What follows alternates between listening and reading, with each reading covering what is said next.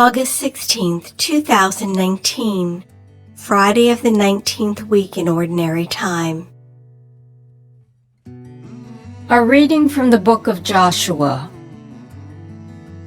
Joshua gathered together all the tribes of Israel at Shechem, summoning their elders, their leaders, their judges, and their officers. When they stood in ranks before God, Joshua addressed all the people. Thus says the Lord, the God of Israel, in times past your fathers down to Terah, father of Abraham and Nahor, dwelt beyond the river and served other gods. But I brought your father Abraham from the region beyond the river and led him through the entire land of Canaan. I made his descendants numerous and gave him Isaac. To Isaac I gave Jacob and Esau. To Esau I assigned the mountain region of Seir in which to settle, while Jacob and his children went down to Egypt. Then I sent Moses and Aaron and smote Egypt with the prodigies which I wrought in her midst. Afterward I led you out of Egypt, and when you reached the sea, the Egyptians pursued your fathers to the Red Sea with chariots and horsemen. Because they cried out to the Lord, he put darkness between your people and the Egyptians, upon whom he brought the sea so that it engulfed them. After you witnessed what I did to Egypt and dwelt a long time in the desert, I brought you into the land of the Amorites, who lived east of the Jordan. They fought against you, but I delivered them into your power. You took possession of their land, and I destroyed them, the two kings of the Amorites before you. Then Balak, son of Zippor, king of Moab, prepared to war against Israel. He summoned Balaam, son of Beor, to curse you, but I would not listen to Balaam. On the contrary, he had to bless you, and I saved you from him. Once you crossed the Jordan and came to Jericho, the men of Jericho fought against you, but I delivered them also into your power.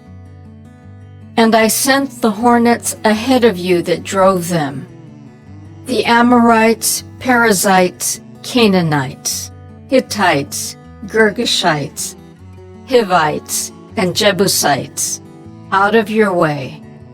It was not your sword or your bow.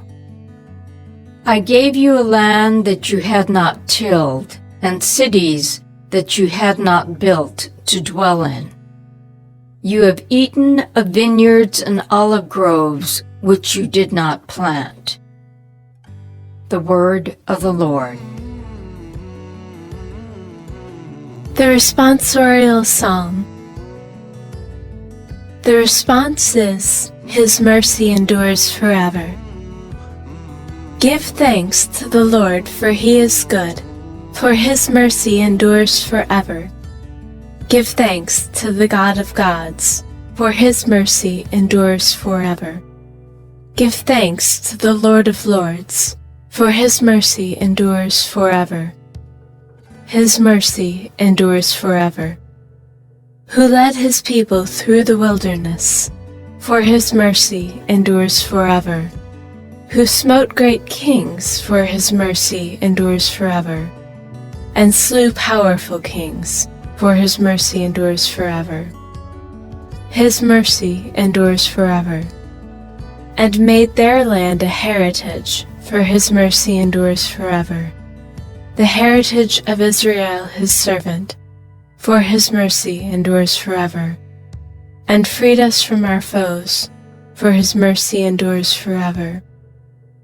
His mercy endures forever. A reading from the Holy Gospel according to Matthew. Some Pharisees approached Jesus and tested him, saying, "Is it lawful for a man to divorce his wife for any cause whatever?" He said in reply, "Have you not read that from the beginning the Creator made them male and female, and said, 'For this reason a man shall leave his father and mother, and be joined to his wife, and the two shall become one flesh.' So they are no longer two, but one flesh. Therefore, what God has joined together, man must not separate."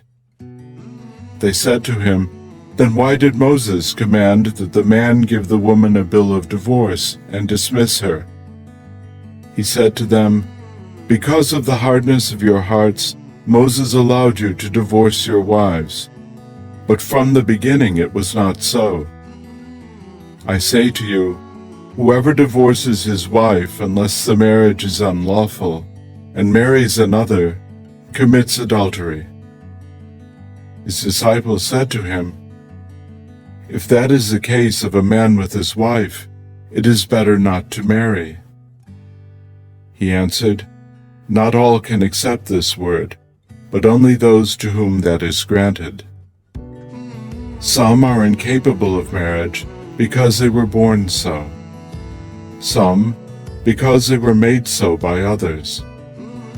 Some because they have renounced marriage for the sake of the kingdom of heaven. Whoever can accept this ought to accept it." The Gospel of the Lord.